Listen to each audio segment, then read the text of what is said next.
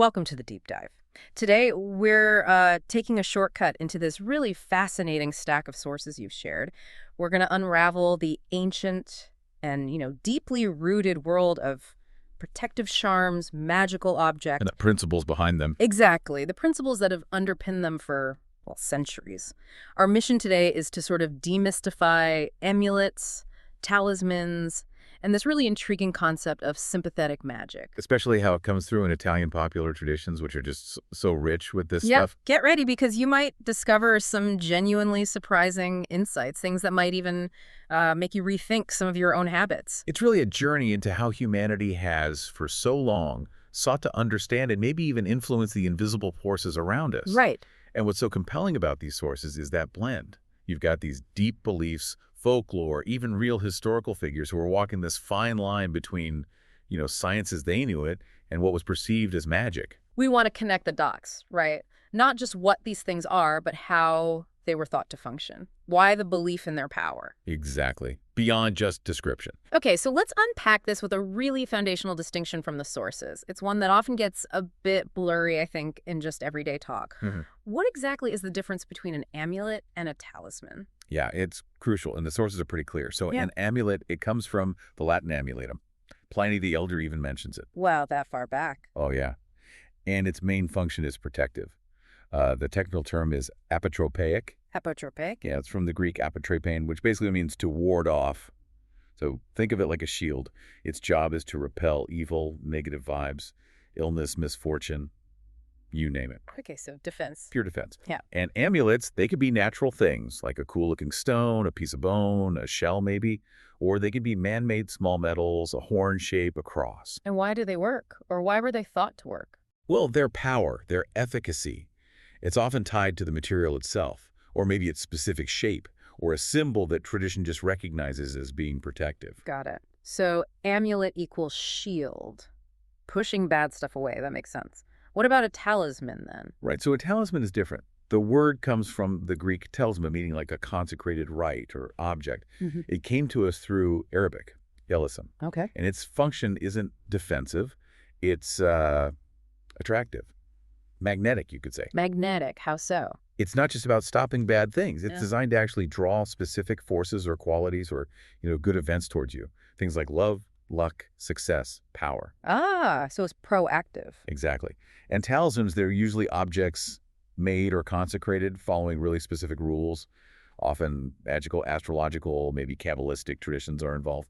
Sometimes they're made at a specific astrologically good moment. And they look different. Often, yeah. They frequently have inscriptions or figures or special symbols called sigils on them. These are meant to actually embody and project the power they're supposed to have. Okay, so if the amulet is the shield, the talisman is the magnet, drawing in the good stuff. That's the key takeaway. Passive defense versus active attraction. And it really highlights those two fundamental human drives, doesn't it? Like wanting to be safe, but also wanting to bring good things into our lives. Absolutely. Protecting what you have, inviting good fortune, it's right there in that distinction. Yeah. A deep human effort to, well, maybe control destiny a little. Okay, this is where, for me, it gets really interesting. Diving into the how behind it all. The sources talk a lot about this principle of sympathetic magic in popular tradition. Sounds like it could explain a lot. It really could. Sympathetic magic, I mean, it's this idea that objects or actions can influence each other even at a distance. Like there's some kind of invisible connection, a cosmic tether, maybe. An invisible bond. Yeah. And it's generally based on two main ideas, two axioms that you see pop up again and again, especially in Italy, but really worldwide. First is similarity, like acts upon like, il simile, agies, sui simile, as they say in Italian. Meaning if something looks like something else, it can affect it. Pretty much. What resembles something can influence it. And the second idea is contact. What has been in contact maintains a bond. Ciò che è stato a contatto mantiene un legame. Ah, so if two things touched, they stay connected somehow. Exactly. There's a residual connection, a link that lasts even when they're apart. Okay, so an object isn't just powerful on its own. It works either because it looks like or reminds you of what you want to achieve or get rid of, Right, the similarity part. or because it actually touched a person or a place, the contact part. That's a really helpful framework. Let's get into some examples from the sources, starting with similarity. Yeah, the Italian traditions are just full examples of like acting upon like. What's really striking when you look at them together is this deep human tendency to find meaning and, agency in The patterns. agency through patterns. Yeah, seeing a connection, whether it's a sharp point, a specific shape, a color. People projected their hopes and fears onto the physical world. They created this sort of symbolic language where resemblance wasn't just looking similar, it was a channel for power. Projecting hopes and fears onto objects through similarity. Okay, let's start with one you mentioned seems really old. The magic of points. The magic of points, magia della punte. Yeah, it's ancient. The basic idea is simple. Anything pointed or sharp, a nail, needle, knife, obsidian shard, even an animal horn or a porcupine quill, has this built-in power. Power to do what? To wound, to repel, to pierce, to disperse. And not just physical things. It was believed to work on invisible forces, too, The like evil influences, spirits, or the famous Malachio, the evil eye. evil eye, right? So you'd see pins put in baby clothes for protection, or people might put an open knife or scissors under their pillow or near the door to keep spirits or witches away. And you mentioned something about ancient Rome. Yeah, the clavicinalis. Every year, they drive a nail into the wall of the Temple of Jupiter Capitolinus. Partly it was record-keeping, marking the year, but it also had this ritual meaning, like pinning down misfortune for the community, or fixing a good event in time, immobilizing it. Wow, just with a nail. So it's about piercing the unseen, but it wasn't always protective, was it? You mentioned aggression too. No, definitely not always protective. The same principle could be turned around used aggressively, like sticking needles into wax dolls, or dolls made of rags or clay to send pain to someone far away. That's classic sympathetic magic right there. Absolutely. Or hammering nails into the ground near someone's house is a curse. Even heating metal points and stick them into effigies, like maybe an animal's heart, with the intent to sort of burn the victim's soul. It shows how that same idea, resemblance causing effect, could be used for both good and ill. It's pretty intense, all from the simple idea of a point. Okay, let's shift to another really visual example from the sources. The fascinum, the phallic shape. Ah, yes, the fascinum. This one is similarity made incredibly direct and, well, powerful. The phallic shape obviously recalls the male sexual organ, which across many cultures is a symbol of life force, fertility, generative power. Right, creation. Exactly. And in ancient Rome, and really all around the Mediterranean, the phallus itself was believed to have this inherent power to ward off the Malachio, the evil eye, and protect whoever wore it or displayed it. So the symbol of creation fights off destruction. Precisely. The word fascinum itself comes from fascinar, which means to bewitch. So the object was seen as the antidote, the cure par excellence, for envy and harmful magic. It wasn't just, an erotic symbol. It was seen as a condenser of vital energy. And people used it widely. Oh, yeah. They wore little ones around their necks, carved them onto milestones, on doors, walls of houses. Sometimes they were given to children as protective charms. Fascinating how that works. And it wasn't just these very specific man-made shapes, right? The sources mentioned natural forms and colors having similar power. Absolutely. Nature was full of signs. Take conch shells or seashells. Because they kind of resemble female genitalia, they got linked to fertility and protecting newborns. Okay, that's similarity again. Totally. Or think about the frog and the crescent moon. They changed shape, right? So they became symbols of metamorphosis, regeneration, cycles, things linked to growth. People even used frog-shaped pendants against thrush, that mouth infection babies sometimes get. And colors, too. You mentioned a Sardinian charm. Yeah, the kakos. It's usually a small black sphere obsidian, maybe onyx, black glass, sometimes coral that's been darkened. Kakos just means like kernel or pellet in Sardinian, referring to its shape. Black absorbs negativity. That's the folk belief, yeah. Black is seen as absorbing negative energy like a sponge. So the kakos is thought to sort of soak up the evil eye, taking the hit for the wearer. And the opposite, white stones. Right. Milky white stones. Their color and smooth look reminded people of milk. So by similarity again, they were thought to help nursing mothers produce milk or protect the milk supply from the Malachio del latte, the evil eye of the milk, the belief that envy could spoil it. It's amazing how observant people were, connecting shapes, colors, functions in nature to their own needs and fears. It really is. It's this intricate web of meaning-making. What about charms that combine multiple symbols? The cimaruta sounds really complex. Ah, the cimaruta. Yes, it's a fantastic example of symbolic layering. It literally means sprig of rue. It's usually a metal charm, often silver, shaped like 3 sprigs of the rue plant. Why 3? Well, 3 is often a powerful number. Maybe it references a triad, like the waxing, full, and waning moon. But the real magic is in the little pendants hanging off it. Each one has its own specific power. Like what? You might get a crescent moon to protect against witches, keys to symbolize opening or closing destiny, a fish for abundance and fertility, maybe an eye to ward off the Malakio. So it's like a mini magical toolkit on one charm. Exactly, a compendium. And then there's the Hand of Fatima, or Hamsa. You see that everywhere, Islamic cultures, Jewish traditions, all across the Mediterranean. The open hand symbol. Right. The open hand itself is seen as a barrier, pushing back the evil eye and bad spirits. The number 5, for the fingers, also connects to things like the 5 daily prayers in Islam or the 5 books of the Torah in Judaism. It's a seal of protection meant to attract blessings and luck while repelling harm. It's incredible how dense with meaning these symbols become. Okay, let's switch tracks now to that second pillar of sympathetic magic. The principle of contact, the idea that things that have touched stay connected. Right. This principle, it points to this really profound belief in the persistence of energy. That connection doesn't just stop when things are physically separated. An invisible link remains. Exactly. Which means you can potentially influence something or protect something across space and time. You don't need to be physically present. So the most obvious examples would be things from the body, right? Like bits of hair or nails. They're literally part of you. Precisely. They carry your essence, so to speak. In southern Italy, there's something called a breve. It might be a lock of hair from someone you love or want to protect, sewn into a little bag, often with red thread, maybe some herbs. The idea is to bind them to you or guard them. Okay. Or baby teeth kept in little silver capsules worn around a child's neck, or even the dried scump of the umbilical cord preserved in the home. These are kept because it is theirs. That direct, unbroken physical link offers ongoing protection. Very personal connections. The sources also bring up the Kuman thong from Thailand. That sounds like it takes this idea of contact and connection somewhere else entirely. It really does. Yeah. The Kuman thong is, well, it's basically like a spiritual child figure that's adopted by the magician or owner. Adopted. Yeah. It's treated like a child. It's fed, protected, talked to, asked for help. Now, modern ones are often wood or clay, but the older, more macabre traditions the sources mention involved actual fetal remains, dried, consecrated. No. Yeah. The core idea, though, is invoking a spirit to inhabit the figure, creating this intense, enduring contact. In return for being cared for, the Kuman thong is believed to protect the home, warn of danger, bring good luck in business. It's a very visceral example of cultivating and maintaining a bond for influence. That really highlights the intensity of belief in these lasting connections. But it wasn't just body parts, right?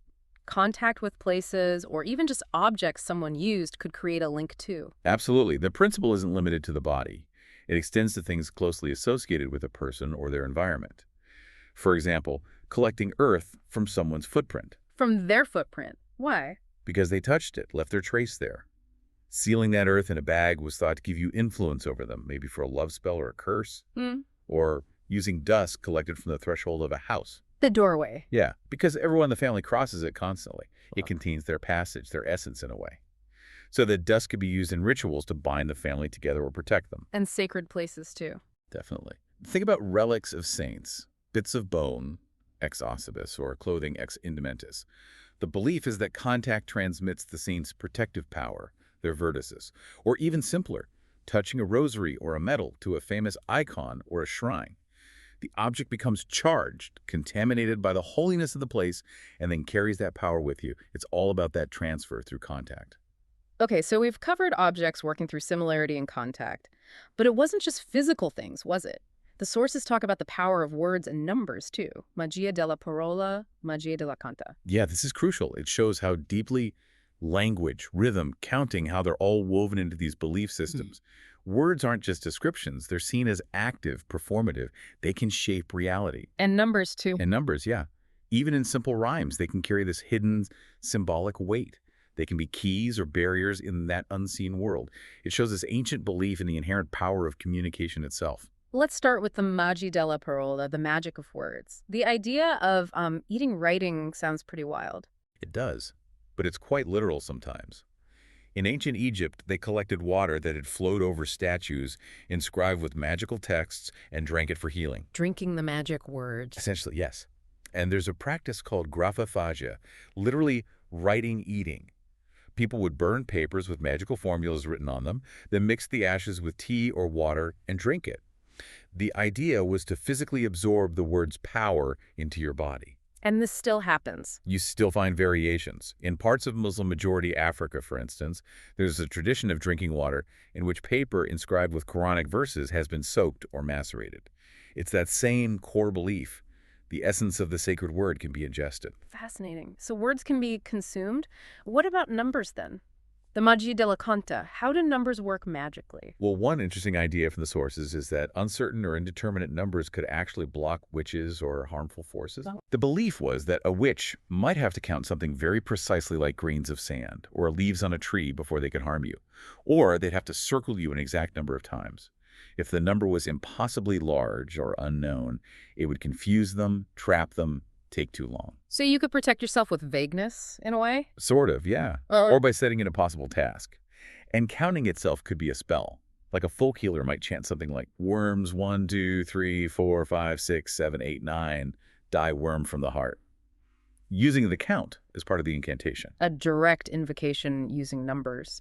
But you mentioned hidden meanings in children's rhymes. That sounds intriguing, like ankingo. Right. Okay, listen to this rhyme. Angingo, tre galline le tre capò, per andare alla cappella c'era una ragazza bella che suonava il 23. You know, 23. It sounds like kids' stuff, right? Yeah, pretty nonsensical. But look closer, through an esoteric lens. Angingo may be an opening formula, starting the ritual. 3 hens and 3 capons. 6 animals, typical peasant sacrifices maybe. And 3 repeated doubles the power. To go to the chapel? Maybe not a church, but a hidden ritual site, like for a Sabbath. There was a beautiful girl, maybe not a victim, but the witch herself, young, alluring. Playing 23 is sometimes seen as a Kabbalistic kind of unstable number, a magical key or seal. And uno, deux, tres, the final strike, maybe 3 taps of a staff, sealing the spell. Whoa, that completely changes the feel of it. Doesn't it? It suggests how these potent magical ideas could be embedded, hidden in plain sight, even passed down through children's games, like echoes of older rituals. It really makes you wonder about other rhymes, too. Okay, to help tie some of this history together, the sources bring in a really interesting figure, Pietro da Bano. He seems like someone who straddled these worlds. He absolutely did. Pietro da Bano's story, I think, is a really powerful window into that complex relationship between, intellectual curiosity, the quest for knowledge, and the religious and social rules of the time. He lived from around 1250 to 1316. So the late Middle Ages. Right. And he wasn't just some village practitioner. He was a scholar. Studied medicine in Padua, traveled widely, went to Constantinople, learned Arabic and Greek, translated major works by Aristotle, Avicenna. A real intellectual heavyweight, bridging cultures and knowledge? Definitely. He taught medicine in Paris, then back in Padua. Became famous as a doctor, a philosopher, and an astrologer. That combination sounds potentially risky back then. It was. Especially his ideas about miracles and demons. He seems to have been looking for underlying principles, natural explanations maybe, not just accepting dogma. And that got him into trouble with the church, specifically the Dominicans. He faced multiple trials for heresy. And what happened? Well, he actually died in prison in 1316 before the final judgment. He was about 66. And according to tradition, they later dug up his bones and burned them. A grim ending for pushing boundaries. But his influence didn't die with him, right? The sources suggest his ideas connected to these magical traditions. Yes, hugely. Especially from the 16th century on, he got credited with writing various texts on magic, astrology, even necromancy like the Astrolabium Planum. Yeah. Whether he actually wrote them all is debated, but his name became linked to them. How did his ideas connect? Well, his astrological theories, for instance, were used by others to figure out how to, say, repel negative influences or unwanted spirits during magical ceremonies. Very relevant to the protective function of amulets we talked about. Ah, I see. His life, and what happened after his death, really shows how figures who pushed the limits of understanding could easily be labeled heretics. Yet their ideas kept circulating, kept influencing things, even folk magic. It also points to that mixing, that syncretism, where Christian symbols could get integrated into practices with very different origins. We've covered so much ground. We've journeyed through amulets, talismans, unpacked sympathetic, magic similarity, contact, explored how forms, colors, words, numbers were all believed to hold power. And we met Pietro da Bano, who kind of embodied that tension between knowledge and magic in his time. Yeah, this deep dive, I think it really shows that these practices, these objects, they aren't just, quaint superstitions from the past. They represent these incredibly elaborate systems of belief. Systems reflecting something deeper. Absolutely. Reflecting these deep, enduring human desires for safety, for prosperity, for having some sense of control in a world that often feels really unpredictable. These beliefs, these objects, they offered comfort, they offered explanations, and they offered a feeling of agency. And we seek those things today, don't we? We absolutely do. So what does this all mean for us now, sitting here today? Well, that leads to a really important question, I think, for you, the listener. How do we, even in our supposedly rational modern lives, how do we still use something like sympathetic magic? Maybe implicitly, maybe explicitly. You mean like our own superstitions? Could be superstitions, yeah. Or personal rituals we have for luck or focus.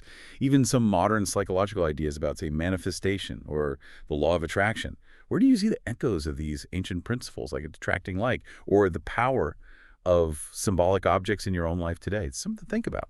That is a truly thought-provoking question to end on. Really Thank you for joining us on this really fascinating deep dive into the magical world of popular Italian traditions and the principles behind them.